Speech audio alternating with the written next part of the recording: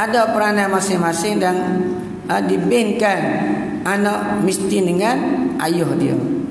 Dan dipanggil pun dengan panggilan bin ayah dia. Fatimah bintu Rasulillah atau bintu Muhammad atau binti Muhammad, ikutlah. Itu di akhirat pun nama ayah kita pun diisytiharkan juga. Jadi nak suruh nama anak kita molek, kita pilih. Kemudian anak dia pula dia pilih hak molek. Cucu kita tu. Pilih yang baik-baik. Nama lagu nama baik-baik ni. Nama nabi-nabi, nama sahabat nabi, nama yang beri makna baik. Dan nama-nama ni sebahagiannya bila dipanggil memberi erti doa. Doa. Jadi kita panggil Muhammad, mana yang dipuji, supaya dia ni mendapat kepujian. Muhammad, panggil penuh lah. Kalau kita ni dia nak mereka. Muhammad dia panggil mak kita. Apa mak? Selamat panggil mek. Jadi dia mereka. Panggil penuh tu comel. Panggil sehingga ada makna yang baik. Mengikut ada riwayat Imam Muslim daripada Ibnu Umar radhiyallahu anhuma, katanya Rasulullah sallallahu alaihi wasallam telah bersabda, "Inna ahabba asma'ikum ilallahi Abdullahi wa Abdurrahman." Sesungguhnya nama kamu yang paling disukai oleh Allah ialah Abdullah dan Abdurrahman. Nama yang Allah paling suka. Jadi kita kena berapa lah. Biar anak kita tu ada nama-nama comel. Ada nama-nama comel. Dulu orang zaman dulu dia tak tinggal Muhammad, dia ambil dua kalimah. Muhammad gapo selagi? Muhammad Sulaiman, Muhammad Yaqub, Muhammad atau Ahmad. Nama Nabi kedua tu Muhammad, Ahmad. Jadi kita boleh nama-nama yang baik. Sebaik-baik nama Abdullah, hamba Allah. Hamba Allah, Abdullah ni Abdullah, Abdullah. Saya pun ada nama anak Abdul Rahman. Kita pun nama-nama mudah. Tak sedap carilah nama-nama payung. Kadang-kadang dia reka nama ni jadi pelik-pelik lah reka nama. Mazda jadi nama Mazda. Kenapa? Mak nama Mazda. Mazda ada nama Daud jadi Mazda. Tu biar nama kereta. Ada reka-reka lagu tu. Mereka buat tu. Atau nama Amri, atau Tika, mereka. Macam-macam nama kita ni ya reka-reka gitu tak jadi. Kita cari nama yang ada makna baik-baik. Makna baik. Enggak nama sahabat Nabi ni banyak. Sahabat 10 tu macam-macam belakang. Ahli syurga, al-mubasysyaruna bil jannah. Jadi kita anak 4-5 ni biar kena anak-anak kita dengan nama-nama yang baik. Tak salah. Nama ni orang Arab ni nama dia pun nama semula nama tok dia. Misalnya nama tok dia Sulaiman. Nama anak dia Daud. Dia boleh cucu Sulaiman pula. Sulaiman bin Daud bin Sulaiman pula. Tak apa. Nama-nama boleh. Tak tukar dah.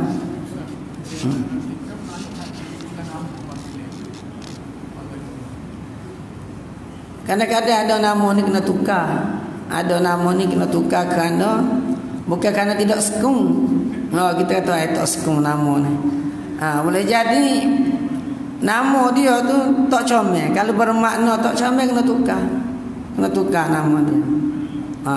Ada kita ni dia tengok dalam Quran Nariyah. Nariyah makna api. Api. Jadi macam-macam dia ambil nama. Balik kena tukar. Tu wajib tukar. Kalau makna anak tu salah ataupun membawa kepada syirik atau makna yang buruk, wajib tukar. Dan majlis agama benar tukar. Gengges majlis agama, pergi ke GPM boleh tukar lagi. Walaupun dia ada besar dah, tua dah. Nama dia Zaniyah. Zaniyah mana penzina atau pelacur. Nama dia misalnya Zabaniyah. Zabaniyah. Jadi kita tidak molek nama-nama yang menggerungkan. Jadi boleh tukar.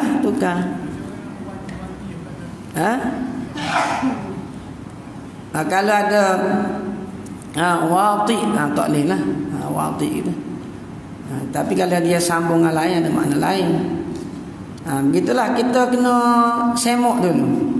Molek-molek tanya ustaz ke, tanya orang lain ke. Kamu nak nama anak ni sekian-sekian makna comel ke?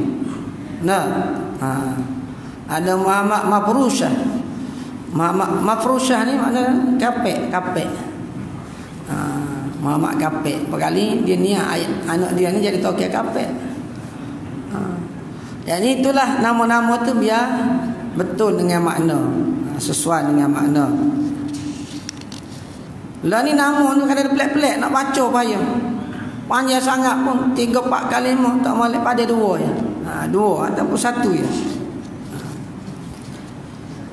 Baik, ini nama-nama yang baik. Janganlah semua anak kita tak ada sabuk nama Muhammad, tak ada sabuk nama Abdullah, tak ada sabuk nama Abdul Rahman. Dia ada nama-nama Nabi. Nama Nuh, comel. Nah, anak Nabi kita ada 7 orang, 3 laki-laki, 4 perempuan. Dia nama anak Nabi kita ni boleh. Nah, sebaik-baik wanita dan surga. Nah, dan semulia-mulia wanita ada. Kamulah minan nisa'i arba'un. 4 wanita yang sempurna. Jali kasirun, orang lelaki yang sempurna ramai. Tapi yang sempurna di kalangan wanita ni tak ramai. Ada 4 Nabi sebut. Jadi 4 ni kalau tak ada sabuk nama anak kita, carilah tolong beranak pula. Beranak.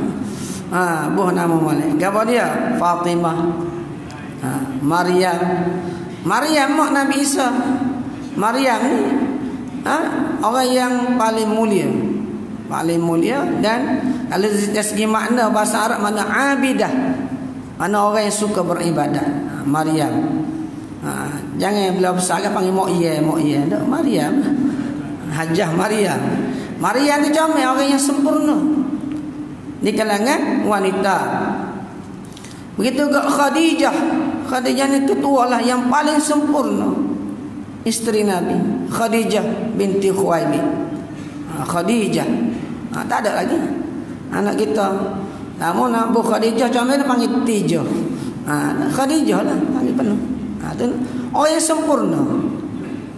Fatimah, Khadijah, Maryam, Asiyah, itu orang-orang yang sempurna kehidupannya dijaga oleh Allah Subhanahu wa taala. Jadi kita kena ambil nama-nama yang baik tadi. Ada nama-nama yang kurang baik. Nama-nama Abdul Syams, hamba kepada matahari. Tak boleh tu, kena ubah tu. Abdul Syams. Juga ada nama yang bunyi molek tapi salah. Abdul Muttalib. Tak boleh tu. Kita bila abdu kena tukar kena nisbah kepada Allah. Abdullah. Abdul Wahhab. Abdul Wahhab tak apa comel. Abdul Wahhab, Abdul Razak, boleh. Nama-nama Allah tu kita sama abdu depan. Mana hamba kepada Allah yang bernama Al-Wahhab, Ar-Razak, Ar-Rahman, Ar-Rahim. Apa nama tu? Comel. Ada hak kita jumpa di kalangan masyarakat kita ni Abdul Manaf. Abdul Manaf tu molek tukar. Masa saya di ngaji pondok tu ada seorang pelajar nama Abdul Manaf. Manaf ni ya bukan dibahagi bukan nama Allah. Jadi kita tidak boleh nisbahkan abdu kepada selain pada Allah. Hamba kepada Manaf. Manaf ni dia tidak nama Allah. Dia tukar. Jadi masa di pondok dulu ustaz paksa anak murid dia tukar nama. Orang kita dia akan terikut. Zaman jahiliyah dia Abdul Munaf. Munaf ni nama berhala. Jadi kita bimbang bertukar di situ. Abdul Syams, Abdul Lat, Abdul Uzza. Itu tak boleh berlaku. Itu syirik, nama-nama syirik. Jadi kita kena tukar kalau berlaku benda yang tak sepatutnya.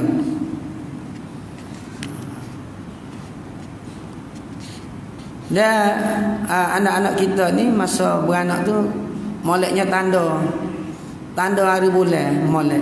Tanda hari bulan molek dengan hari bulan Islam. Sebab diserap beranak mungkin tak ada dah. Tak ada. Kita tak tahu hari bulan Islam. Dia kena tulis hari gapo bulan Islam dulu baru bulan ni. Baru molek. Tahun hijrah kita ni baru tahun miladiah atau Masihi. Jadi negara Arab ya begitu. Begitu. Sebab beranak model dua orang. Orang puan kita beranak di negara Arab. Jadi dia pun tarikh lahir tu. Tarikh lahir ke Arab dulu. Ke Islam barulah bersamaan al-muwafiq. Jadi di pak kita pun molek. Molek ni kerajaan kena meletakkan, memartabatkan penggunaan takwim hijri. Kerana inilah yang dipeloporkan oleh ulama-ulama Islam, oleh agama Islam. Sehingga kita tak ingat kita beranak bulan gapo, bulan Ramadan ke bulan Syawal. Ingat bulan Mei, bulan Jun. Tahu tak ingat? Tak ingat. Ya sebenarnya kalau kitanya umur 60 dengan tahun Masihi ini sebenarnya umur kita 62. Kalau tahun Hijrah setiap 30 tahun dia cukup setahun tambah. Gitu. Jadi baru kita berasa tua sikit. Dah umur 60, nah 62 dah. Kalau umur 90, 93. Gitulah. Nak ayat bunyinya tarikh-tarikh tu kena ambil perhatian juga. Di samping nama, tarikh beranak, hari beranak. Tu. Kenapa ni? Hari ni. Kena bila hari yang ke-7 misalnya. Disunatkan juga mencukur rambut bayi sama ada yang lelaki atau perempuan pada hari ke-7 selepas disembelihkan akikah. Kalau ikut tertib dianya di pagi tu sembelih. Pagi sekitar waktu duha pukul 7 pukul 8 sembelih kambing. Lepas sembelih tu cukur anak. Dalam pukul 8 pukul 9 dah. Cukur anak di pagi juga. Kemudian panggil orang makan tengah hari, makan waktu zuhur. Gitu. Ikutlah nak selawat nak gapo tu, itu tanda kesyukuran kita tidak menjadi salah. Tapi yang disunatkan ialah hak ni. Mencukur rambut bayi. Dan dia kena cukur lah, bukan gunting sikit-sikit. Hari ke-7 ni cukur. Disunatkan mencukur rambut bayi sama ada lelaki atau perempuan pada hari ke-7. Cukup berhabis lagi. Jadi kalau ustaz ataupun untuk lepas nak gunting, nak suruh mudah gunting biar takut, biar dia cukur tu tak apa. Lepas tu cukur lah, jangan lepas tu kat biar 4-5 hari pula. Ada. Boleh jadi ustaz tu muka dia tak ada nak cukur lah ramai-ramai. Dia perah sikit kan? Dia mau sudah lah weh. Gitu dah. Perah nak takut dia tak comel cukur juga. Ada. Sore padahlah ambil yang di samping dia nak baca doa kepada anak kita untuk mendapat keberkatan, sunat juga dia baca doa berkat kepada anak yang baru dilahirkan. Jadi yang mencukur ni tak kira mak dia pun disunatkan juga. Kalau ayah dia tak boleh, mak dia pun tak apa, tak salah. Mak yang cukur anak tu, lah cukur sikit-sikit. Tidak kata kena tok lembah, kena ustaznya yo. Cukup tu 4-5 minit pula. Kita ada kerja lain pula. Jadi boleh mak dia, ayah dia tak salah.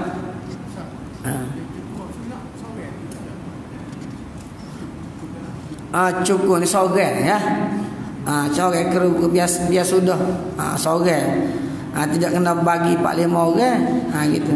Cuma adat kita ni dia nak ambil berkat ustaz kau sore kan, ustaz tu gunting atau cukup keras sekali dengan mata jilat juga, botok sikit betul tak?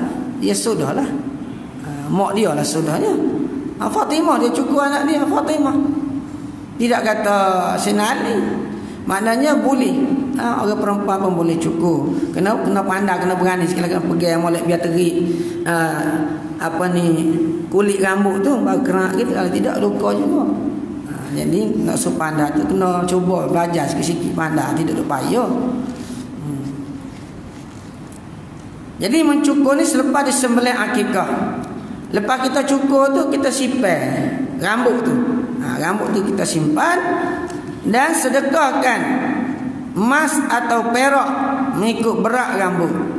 Rambut tu lebak tak berat. Kalau lebak tak berat lah, rambut banyak. Jadi kita cukur tu tak setepak kan, boleh agak ini 2 gram ya ni. 2 gram. Dia tanya ke damah 2 gram emas ni atau 5 gram, ikutlah rambut anak kita ni ada lebak 10 gram. 1 gram ni berapa riyal?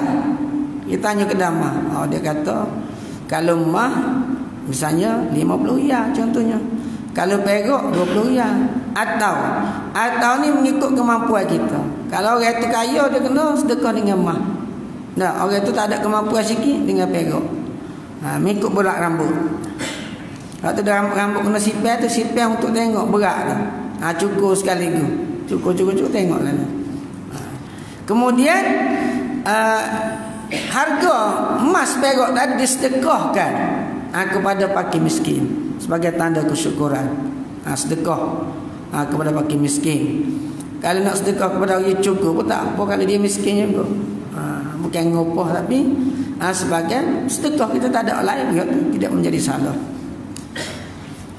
Dalilnya hadis yang riwayatkan oleh Al-Imam At-Tirmizi dan selainnya daripada Sayyidina Ali karramallahu wajhah radhiyallahu anhu, katanya Rasulullah sallallahu alaihi wasallam telah mengakikahkan untuk Al-Hasan seekor kambing.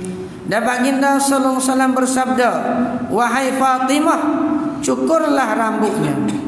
Nabi suruh Fatimah sembelih tu, Nabi sendiri sembelih untuk cucu dia ni. Nabi sembelih, lepas sembelih Nabi royak ke anak dia Fatimah, awak cukur rambut tu anak tu. Sina Hasan, Al-Hasan. Dan sedekahkan perak mengikut berat rambutnya. Sedekahkan harga perak lah. Kata Sayyidina Ali, lalu Fatimah pun lepas dia cukur siap menimbangnya, dan beratnya ialah 1 dirham ataupun beberapa dirham saja. Itu yang dibuat oleh Rasulullah sallallahu alaihi wasallam. Jadi kalau kita boleh anak kena buatlah ni, inilah sunnah Nabi nya. Jangan dia buat pelik-pelik. Nak pelik-pelik ni macam-macam. Setengah-setengah di tempat-tempat lain lah. Macam-macam pelik-pelik ni marhabai panjang tu gak lama ke main dah. Ngapuluk kuning ngap ni banyak perkara. Itu gak lepas ni kita bicara bab tahnik. Tak perlu banyak perkara. Ikut hak Nabi ajar ni cukup memadai. Ikut ya sunnah-sunnah yang jelas-jelas ini. Rambut tu lepas tu kita simpan lah, kita bukan simpan lah, kita tanam lah. Tanam ataupun kita buat tempat yang lebih baik lah. Kalau kita nak bakar pun tak apa, bakar tempat yang sesuai lah, sebagai menghormati dia tu sebahagian daripada manusia. Bukan kita kira sapah yang sesuai lepas dengan sapah yang cuma-cuma. Itu mudah ya tanam pipi pagar tak ada apa, kita situ lah. Orang zaman itu dia tanam ni selamat so ada orang-orang jahat dia nak kena, dia sihir dia ke apa. Begitu juga uri juga sunat tanam. Jangan dia buat saja bila pergi hospital siap beranak esok dia uri tu.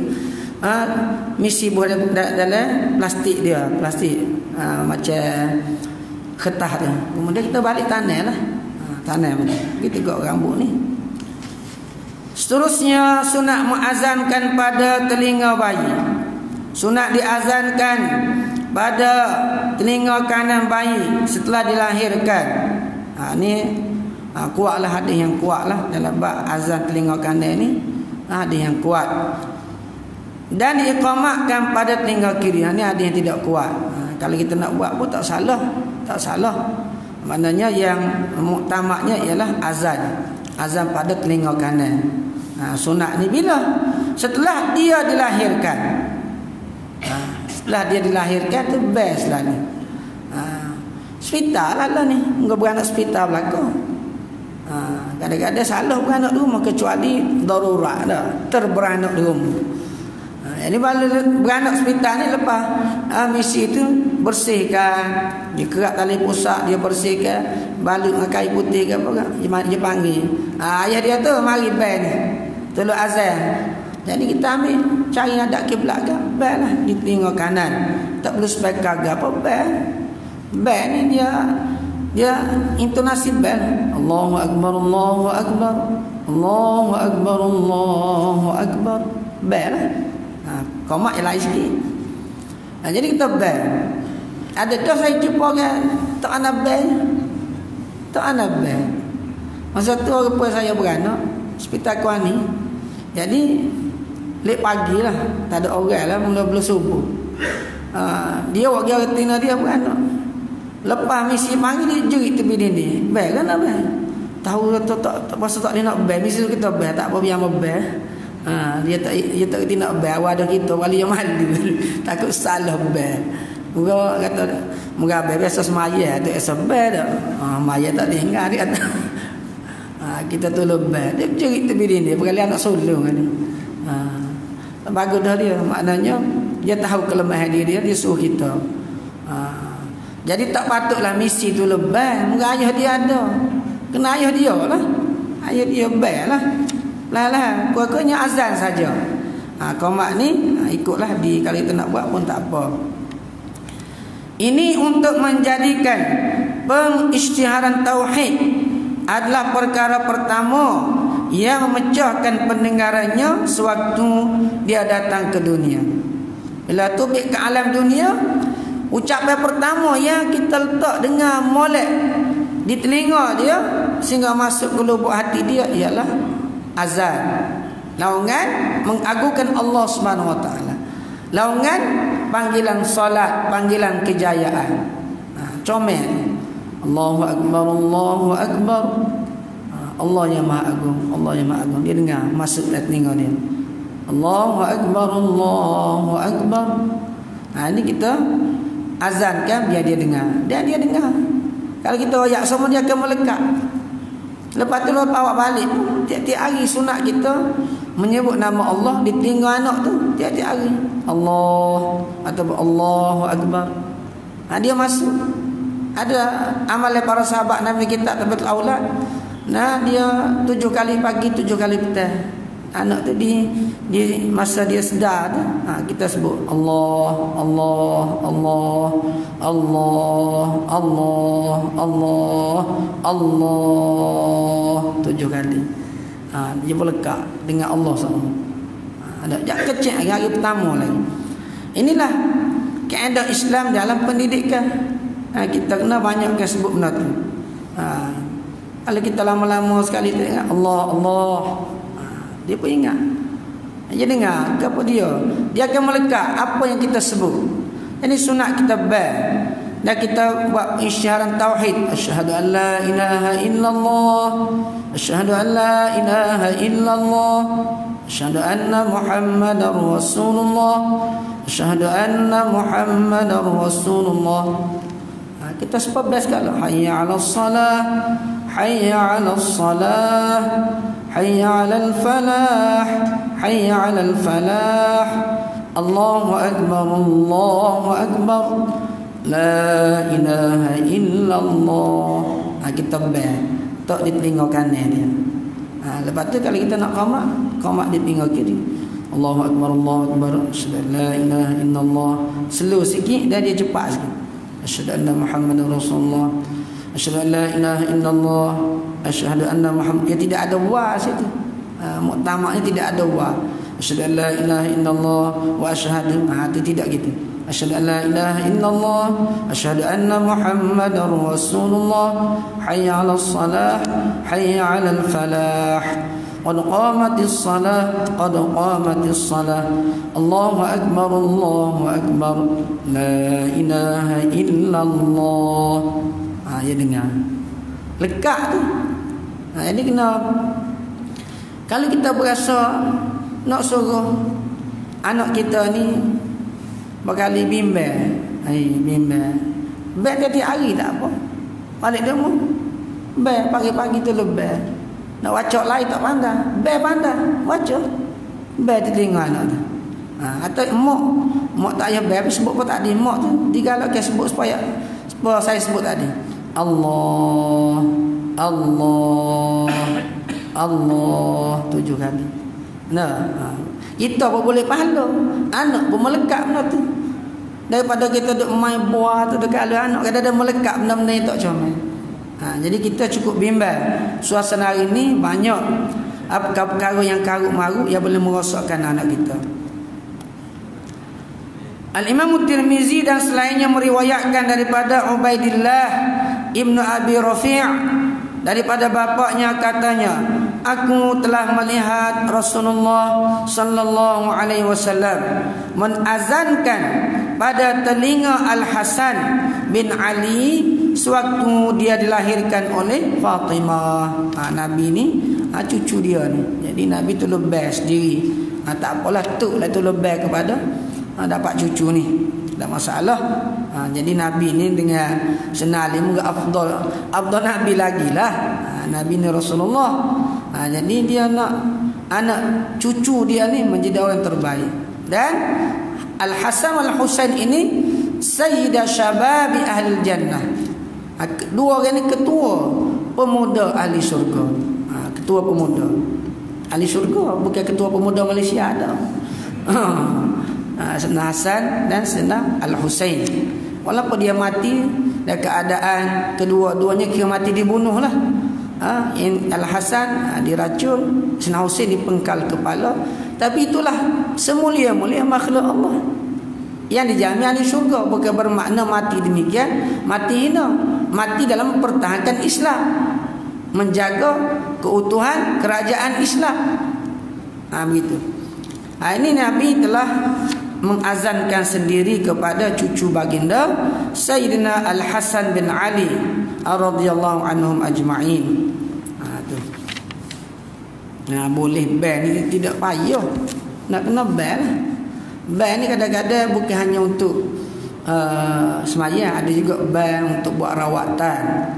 Azan ketika mana mari bala, mari bala, angin kuat, taufan, azan ketika berlaku kebakaran kuat ban. Jadi Allah Ta'ala akan bantu dengan meredakan atau bawa angin itu ke lain, menyelamatkan. Pakai ban ramai-ramai. Kadang-kadang orang masuk atu, duk tepik pusing, kacak ngapu, kita ban derah di telinga dia 7 kali ban, pusing-pusing. Akhirnya berat kat syaitan ni dia takut dengan ban ni. Bila mana dilakukan azan, syaitan akan lari, bertepik dia lari. Wala mudarat, Nabi kata masa dia lari dia ketung siapa? Terketung. Lari. Dengan ban dia takut. Hak lari daripada ban ni syaitan, bukan orang. Kalau orang lari juga pelik lah. Jadi adik-beradik. Jangan lari. Orang punya ban ni pakak mari. Orang panggil hayya 'alas salah. Marilah kita semayang belaka. Hayya 'alal falah. Marilah kita menuju kejayaan. Semayang inilah kita memperoleh kejayaan. Jadi itulah kita menyambut anak yang baru lahir juga dengan kalimah-kalimah yang baik, kalimah-kalimah Allah. Dan kita tengok pula bagaimana Nabi minta kita tahnikkan anak pula. Membelah mulut, nama orang kita sebut belah mulut. Mulut ni ia terbelah dah. Nah, istilah ini tahnik dalam bahasa syaraknya kepada bayi. Disunatkan membelah mulut bayi dengan buah kurma, sama ada bayi perempuan atau lelaki, dengan buah kurma. Buah kurma. Ada buah kurma mudah lah ni, tidak payah beli kedai lah. Ada belakang kedai-kedai. Di pasar Siti Hajar ni ada buah kurma orang jual. Jadi ada. Orang pergi Mekah pada sama lah buat umrah. Minta lah sebutir 2 butir cukup dah. Untuk kita tahani anak tu. Yang kata tak ada buah kurma, yang mau pakai buah motel. Motel kau dah kau tak payahlah. Setengah-setengah tu gula li, gula. Awak buah kurma ni sunnahnya. Sunnah dia ada kelebihan sangat banyak. Buah kurma ni. Apa dia tahnik? Tahnik ialah membelah mulut, itu dengan cara mengunyah buah kurma dalam mulut. Kemudian ia disapukan pada mulut bayi sehingga masuk sedikit daripadanya ke dalam perut bayi. Jadi sunnahnya kita raja tahnik ni biar kita ni mulut tu tidak busuk lah, tidak ada gapo-gapo. Mulut tu comel, mulut rajin baca Quran, mulut rajin kecek minum molek, mulut rajin berzikir. Sebab tujuannya dia 2-3 kali tujuan tahnik ni. Tujuannya antaranya ialah untuk mendapat keberkatan orang soleh. Ambil buat tamat tu dia kena kunyah, buat kulit-kulit tebal tu kunyah.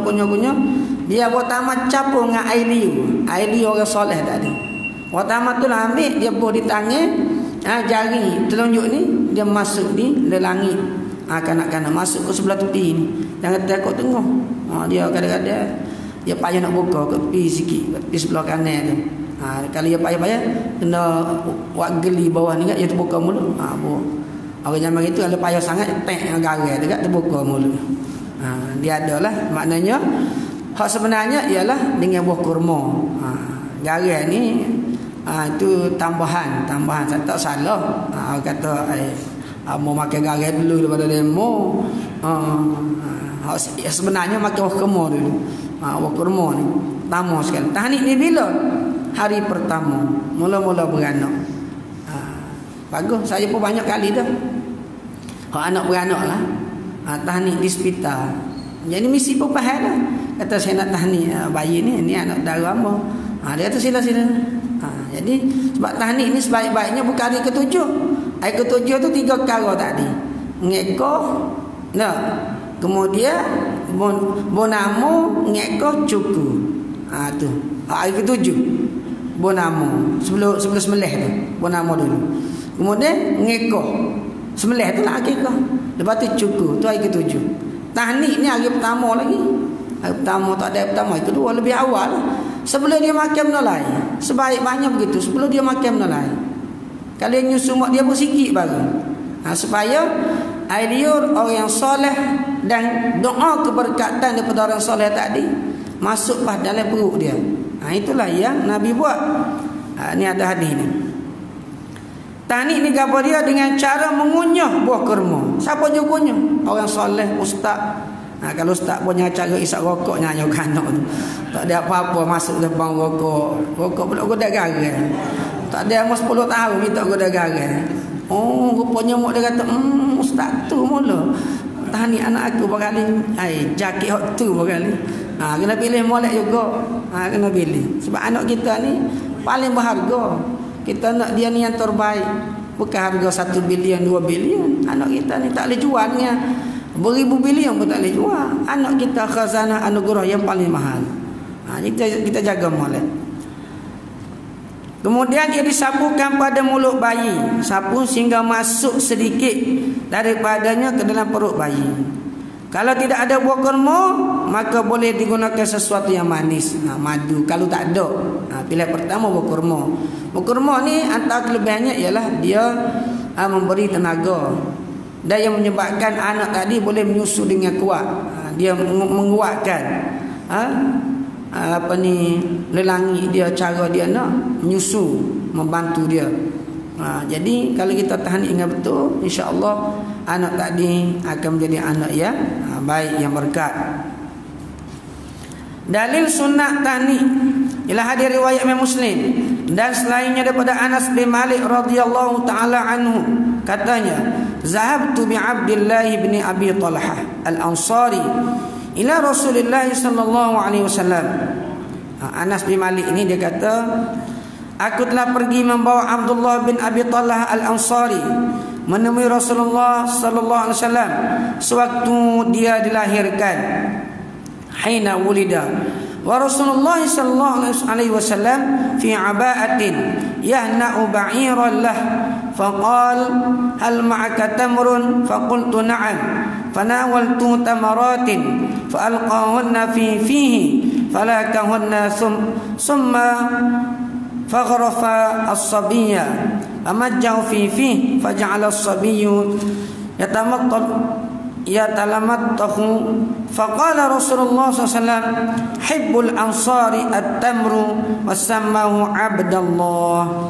Tu ada ni panjang, dia sahih lah ni.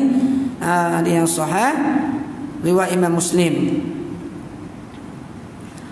Jadi ketika mana Anas bin Malik ni bawa Abdullah temu Nabi, baru dilahirkan. Waktu itu Rasulullah SAW sedang memakai iba'ah pakaian tebal di luar baju sambil menyapukan minyak tar pada untanya. Nabi dia membersihkan meminyakkan untanya. Baginda bertanya, apakah kamu bawa buah kurma? Ada bawa kurma ke? Jawabku ya. Dia tahu dah. Sebab dia belajar sahabat Nabi ni, Nabi Malik ni, dia khadam Nabi, dia sangat tahulah. Lalu aku memberikan kepada baginda beberapa biji tamar. Baginda memasukkannya ke dalam mulutnya dan mengunyahnya. Mengunyah biar lembut. Tamar ada kok kerah. Jadi budak ni baru beranak. Biar hacu. Kadang ada kulit tebal tebu ada tu. Kunyah biar hacu. Ambil hacu tu masukkan ke dalam mulut bayi. Kemudian baginda membukakan mulut bayi itu dan memasukkan kurma itu ke dalam mulutnya. Ini membuatkan bayi itu menggerakkan lidahnya. Dia pun isap. Faja'ala sabi yatala mazuhu.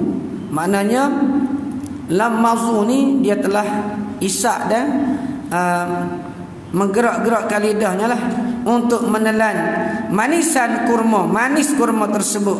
Rasulullah SAW bersabda, orang Ansar menyukai buah tamar. Lalu baginda menamakannya Abdullah.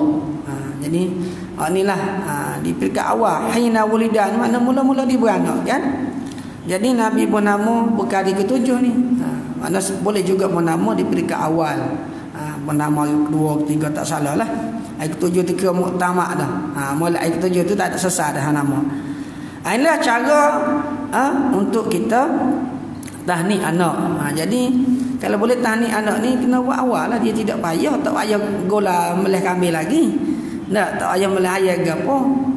Ada lepas beranak ke hari esok ke ataupun hari tu pun juga boleh ke ajak ustaz ke bagi rumah ustaz ke orang-orang warung, orang soleh untuk mereka tahnikkan anak kita. Daripada Imam Muslim meriwayatkan daripada Abu Musa Al-Asy'ari radhiyallahu ta'ala anhu katanya, ulida li ghulamun fa ataitu bihi Nabiy sallallahu alaihi wasallam wa sammahu Ibrahim wa hannakahu bitamrin. Aku dikurniakan, kata Abu Musa, seorang anak lelaki. Lalu aku membawanya, bawa pergi. Dulu Tok Guru, almarhum Tok Guru ni Aziz ni dia suka tiap-tiap pagi lepas main subuh lah. Main subuh agak orang berjujuk pagi untuk dia tahnik. Mudah dia tahnik saja, tak ada cukup ke apa tahnik hari ni. Maka tamu dekat masuk dalam mulut-mulut, baca doa, selesai. Itu tahnik. Baginda memberikan namanya Ibrahim. Nabi kata ada nama orang ni, tak ada lagi Rasulullah. Saya kata bernama Ibrahim lah, molek kat tu. Nabi suka nama Ibrahim. Nama Abul Anbiya, tok nenek Nabi lah ni. Dan Nabi mentahnikkan dengan buah kurma juga. Selagi kita berhabis hadis lagi. Hadis Muslim meriwayatkan daripada Aisyah radhiyallahu taala anha katanya, anna Rasulullah sallallahu alaihi wasallam kana yu'ta bis-sibyan. Baginda apabila dibawa kepada Rasulullah sallallahu alaihi wasallam kanak-kanak kecil, anak-anak kecil sibyan, fayubarraku alaihim wa yuhannikuhum, fayubarriku alaihim wa yuhannikuhum. Baginda mengusap-ngusap sambil membaca doa berkat. Allah barik hadzal maulud, hadzal bin, hadzal walad atau hadzal maulud min awal yaumihi ila akhir dahr. Ya Allah, berkatkanlah budak ini daripada permulaannya hingga akhir hidup dia, biar berkat. Dan Nabi tahnik ni usap begitulah mengusap dahi ataupun kepala bayi ni sunat. Sunat. Orang kita dia buat masa selawat tu sekali cukup dah. Cuma asalnya untuk kita beri kepada orang-orang soleh saja. Bukan semua orang duk gosok kepala anak kita tu. Bukan tak perlu semua orang. Nah, boleh jadi orang tak semaya tak seduk gosok kepala anak hamba lah. Maya baik bodoh. Tapi bila orang ajak cukup dia macam dia. Orang gula kambing, lelaki rokat lah makan percuma ni. Jadi tak perlulah kita nak arah 4-5 kali dah. Kita pilih orang-orang soleh. untuk dia jamak untuk mendapat keberkatan dengan doa-doa dia tadi. Bukan kata semua orang, bukan kata sepanjang selawat agak habis selawat baru habis musim dah. Kalau kita tengok ramai orang soleh, kita pusing kat depan untuk orang soleh tu cukuplah. Begitu. Bukan semua orang. Baginda mengusap dan mentahnik mereka. Tahnik banyaklah. Nabi tahnik ni banyak, bukan seorang dua. Banyak hadis yang menjelaskan tentang baginda mentahnik kanak-kanak. Sibian jamak, kalau mau jamak kanak-kanak yang ramai. Dasarkan apa yang telah kami sebutkan, ulama telah menyatakan disunatkan membawa bayi setelah kelahirannya kepada orang soleh. Dua kesimpulan sunat bawa. Sebab orang soleh nak pergi situ, nak pergi sini beratlah. Jadi orang soleh ni tidak ramai. Yang ni buat ke rumah dia pagi ke masa-masa dia ada kan. Untuk dia mendoakan keberkatan.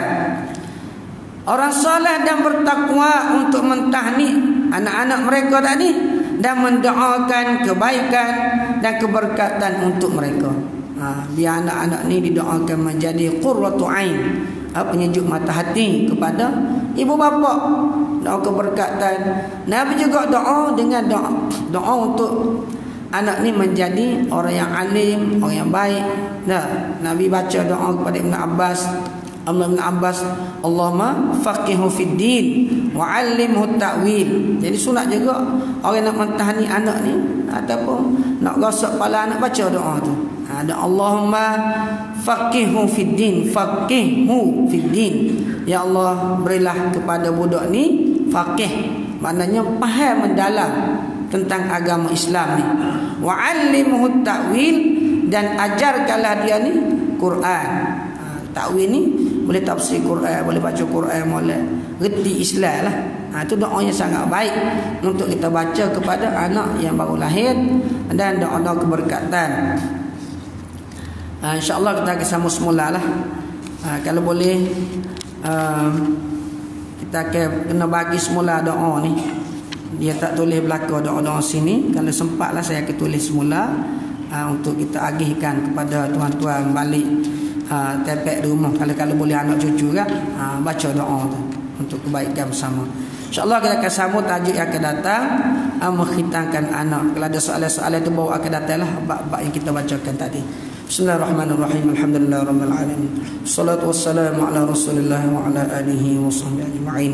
Allahumma anfa'na bima 'allamtana wa 'allimna 'ilman yanfa'una wa zidna 'ilma warzuqna fahma wa 'amalan salihan mutaqabbala. Wa sallallahu ala sayyidina Muhammad wa ala alihi wa sahbihi wa sallam. Alhamdulillahi rabbil alamin. Taqabbalallah.